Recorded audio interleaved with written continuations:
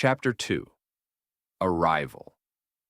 Having read a lot of isekai web novels before he had transmigrated, Shiwei found that those that had supernatural abilities all had clear stages and ranks, for example, bronze, silver, and gold, or sword scholar, sword emperor, and sword sage. But coming to this world, he realized that the same could not be said for this world. Of course, it was a given that there would be a difference in prowess between different people. But in a world filled with deities, martial prowess could not completely correspond to reputation and social standing. In the brilliant white church, which worshipped one of the seven heavenly fathers, god of light Leante, there was a seemingly complete ranking system for paladins going from revered knight, honorable knight, glorious knight, divine knight. However, a vast majority of people ranked as honorable knights were aristocrats who had bought their way up to that position by buying divine grace tickets. The same could be said for glorious knights too. Many of them had achieved that rank without being qualified for it. Speaking purely in terms of ability, these people could not even hold a candle to a soldier who had earned their title as a praised knight through military merit. The only ones which still held some degree of authority were the divine knights, as that rank could only be appointed by a deity. So in words, the polarization between the rich and the poor was pretty deeply rooted in the society of this world. As however devout a peasant could be, most of their time would ultimately be consumed by the toil of everyday life, to the point where a year's worth of prayer might not even amount to an aristocrat's daily offering of illuminating crystals. Even in this world full of deities, there would only be a few lucky ones who could grab the attention of a deity at birth and become chosen ones or saints or saintesses that would be sought after and revered. No matter how hardworking a person was, they would have no chance of climbing up the social ladder without the attention of a deity. This was reality, after all, and deities were not powerful and all-knowing. It was understood that this sort of situation would happen in a society completely controlled by humans.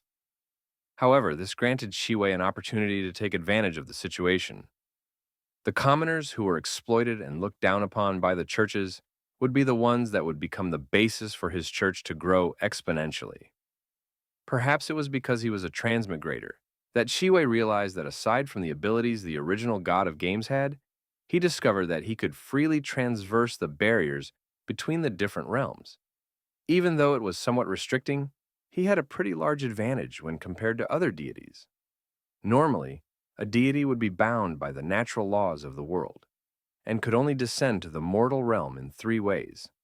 The first way would be through an oracle, where the deity would attach wisps of their consciousness to an item blessed by them, or on an idol created in their image, or by directly entering the dreams of a devout believer.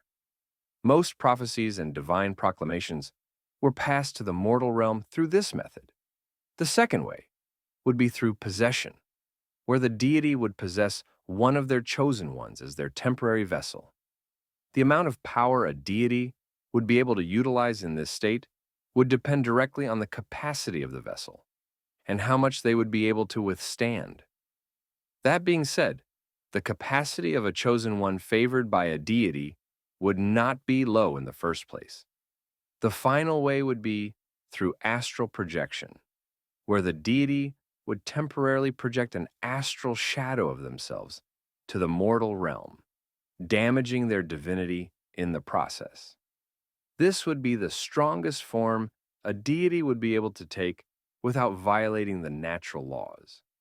Holding around 80% of their original power, even a random third-grade deity's astral shadow would be able to rival a legendary warrior, let alone deities of even higher power. Putting aside the first way, which did not have much battle prowess, possession could last for quite a long time. That being said, one possession would practically render a chosen one useless. To put it into perspective, even in the churches of the seven heavenly fathers, which were some of the strongest churches around, the number of chosen ones would not amount to more than 30. Astral projection was not only short-lasting, but it also damages the divinity of the deity who does it. To deities, their divinity was equivalent to the significance of the soul to human beings. It was of the utmost importance to a deity. Therefore, a deity would not choose to descend using this method except for as a last resort. As for directly descending to the mortal realm, it would probably be impossible to accomplish.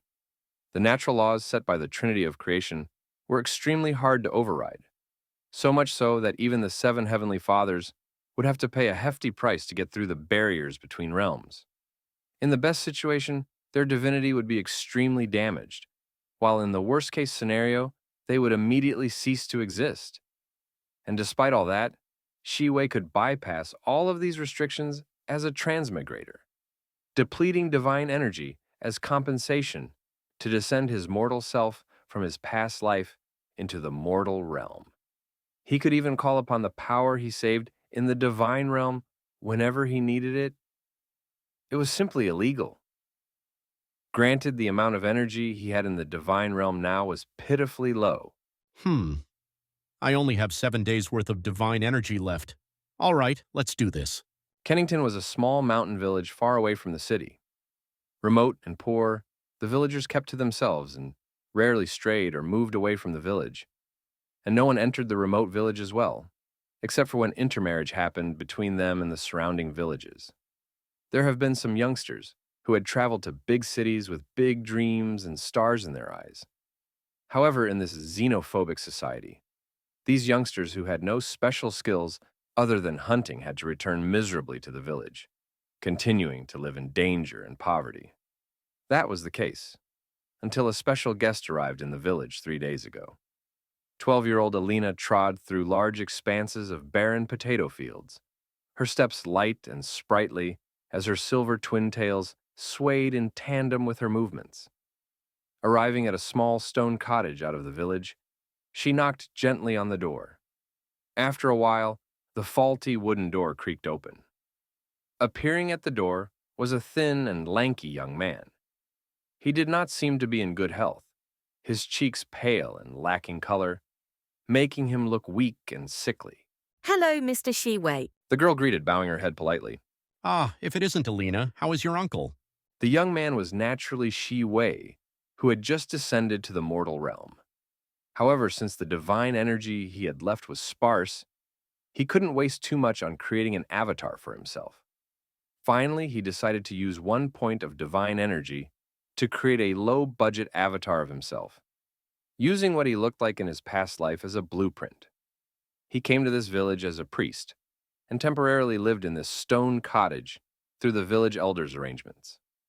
The day before, Alina's uncle had been grievously wounded when he went out hunting.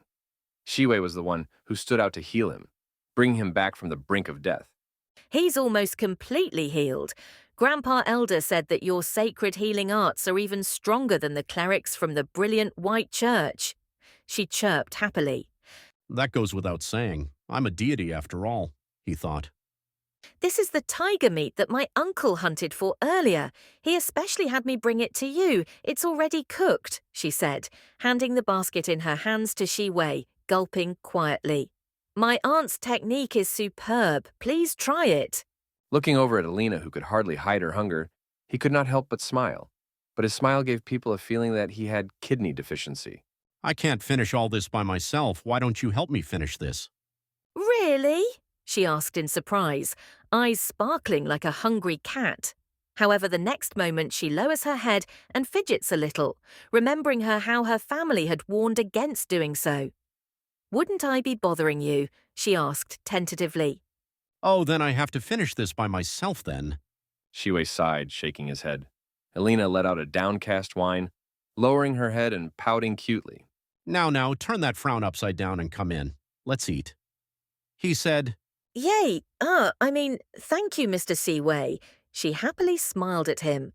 Thank you for listening, Chapter 2.